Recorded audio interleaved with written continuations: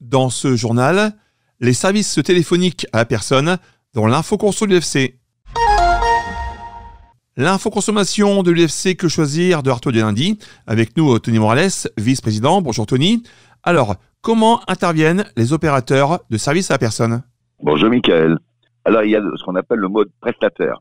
Alors, c'est-à-dire que le particulier a recours à un organisme qui emploie des intervenants à domicile. Il est alors client de l'organisme qui lui facture la prestation. Et après, il y a le mode mandataire. Le particulier emploie directement un salarié, mais confie à l'organisme les formalités administratives et déclarations sociales et fiscales liées à l'emploi. Après, il y a le mode mise à disposition.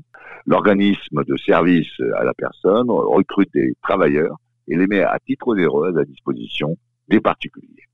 Quelles activités sont considérées comme service à la personne ?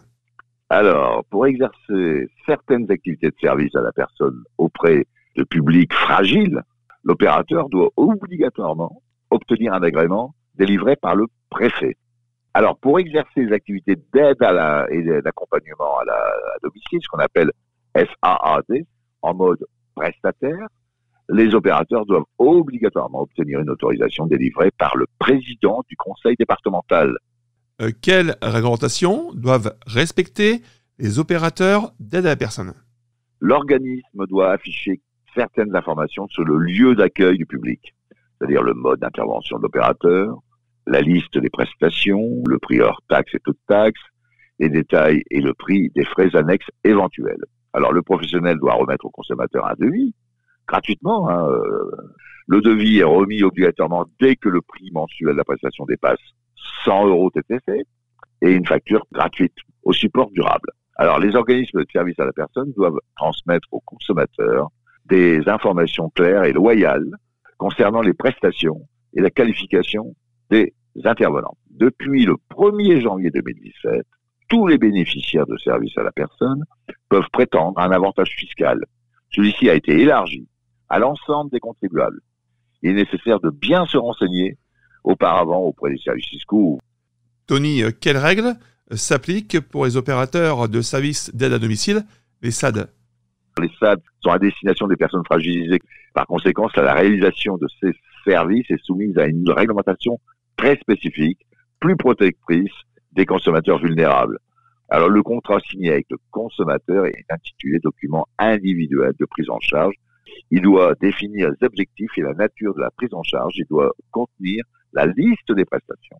Pour savoir si l'opérateur est habilité ou non à recevoir des bénéficiaires de l'aide sociale, il est possible de contacter, encore une fois, le conseil départemental. Comment payer les prestations de service à la personne ?